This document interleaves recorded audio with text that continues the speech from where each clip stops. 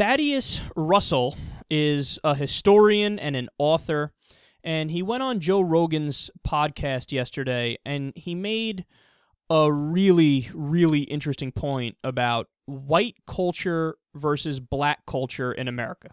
Puritanism and American culture from Plymouth Rock all the way through the 19th century first, okay, which was unbelievably repressive, okay? And this is, everyone agrees on this, right? It was like comically repressive. Right. This first Surgeon General of the United States, Benjamin Rush, wrote these books about how masturbation caused blindness and death and epilepsy. There were just like medical journals were full of this shit about how sex was terrible and would kill you and cause paralysis and all this stuff. One of the fastest growing industries in the early 19th century, right after the United States is founded, was for devices to stop people from masturbating. So like chainmail mitts for men and these hobbles that kept women's legs together. Whoa. That had a lock and key, and then chastity belts. Everybody knows about that. All these it was just this amazingly like comically repressive culture around sex, and then also around work. So the Puritan work ethic, that work is good no matter what you get for it, and you're doing the devil's work if you're not working, was in like 5-year-old children's textbooks. Kindergartners were taught that playing with their toys was the devil's work, and they were taught to be useful in their lives and to find a profession and a vocation when they're in kindergarten, right? And it just suffused the whole society. So like every political leader, every business leader, and certainly all the religious leaders, everybody, and novels that were written, poetry, it's just all about work all the time, to be godly, and never have sex. Even in marriage. There was even a lot of talk through the 19th century about even having sex with your wife was dangerous at best. Like you did it because you had to procreate to make more Americans, but that was it. Like you got to be really careful. You can't let it get out of hand beyond that. You got to just, yeah. So this is, and historians all agree on this. It was just a phenomenal, so this is Victorianism, right? This is like when Puritanism moves into Victorianism, right? And then along come these people from this other place called West Africa, where none of these ideas existed. Like, the Protestant work ethic was like, what are you talking about? That's a purely Northern European and American invention. You know, very few people in world history have subscribed to that idea. So the West Africans come over here. They also believed in moving your body as a good thing. You know, it was a beautiful thing to them, moving it in sensual ways, dancing and otherwise. They didn't believe that sex outside of marriage was wicked. It was going to destroy your life, especially for women. They thought that women who had sex outside of marriage were fine, that it was no problem. They come over here, and then, as slaves, they have zero, of course, incentive to internalize, to adopt this white person's culture, right?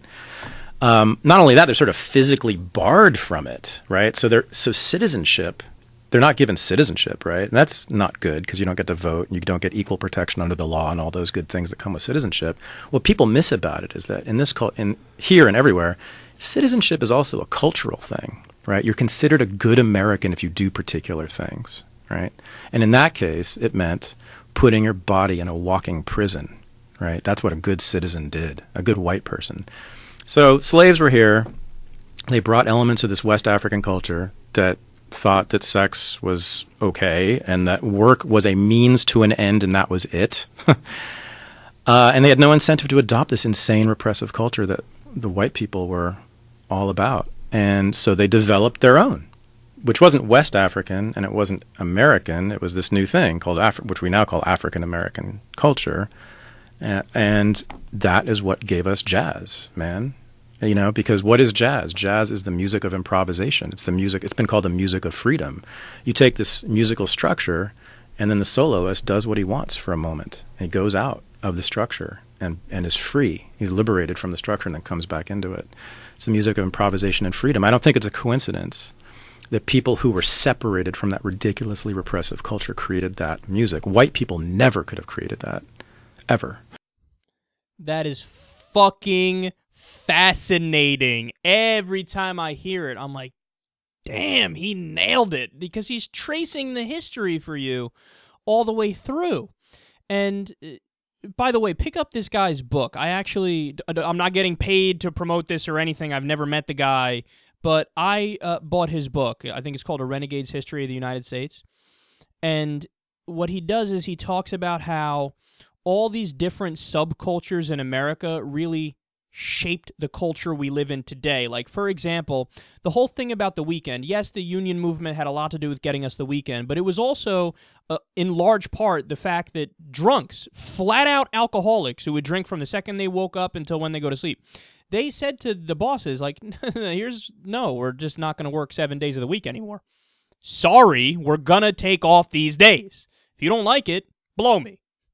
So, alcoholics, we have alcoholics to thank for the weekend, okay? Among other people, of course, and he goes on to explain, like, here's another story he gives. I don't want to spoil too much here, and this was in a show I watched that he was in the show. It was like a documentary for, I forget whether it was History Channel or something, but the name of the show was Mafia versus KKK, and what happened is they were mortal enemies. Like, the KKK represents, old school, racist, Confederate, Southern pride Protestants. They hate everybody who's not white and Protestant. And they're the ones that got Prohibition through. The KKK was very popular at one point in American history, 1910s, 19-teens, 1920s. And so they pushed through Prohibition, and remember, they hated the Mafia. They were their enemies. But because they pushed through Prohibition, they accidentally made the Mafia incredibly powerful.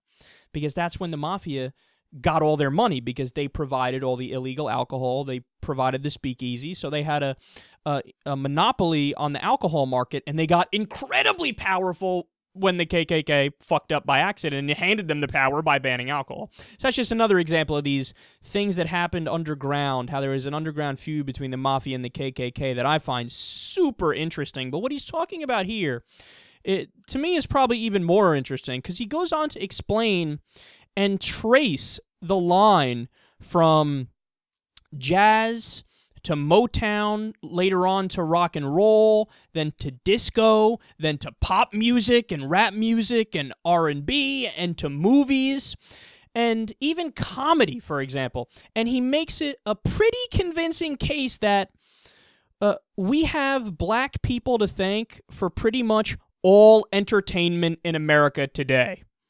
I'm not exaggerating. That's why this story is so fascinating. If you trace everything back, it all goes back to black people, where they basically came along and said, yeah, this ridiculous Puritan nonsense has to go away. Has to go away. And we're going to develop our own thing on the side here because these white motherfuckers are crazy. Look, he was describing early on there how white people, they were openly in favor of nothing fun and nothing happy. They said work is a virtue in and of itself. It's not a means to an end. Your entire life is about work. Don't think about yourself at all. It's just work, work, work, work, work, and never fuck. Never fuck. Ever, ever, ever, ever. So imagine for a second there were never black people in America. Imagine it was all that culture that continued up until this day. America would be the most miserable place in human history. Everybody work, work, work, work, work, work, work, work, work, die. Work, work, work, work, work, die. Work, work, work, don't fuck, die. That's white people.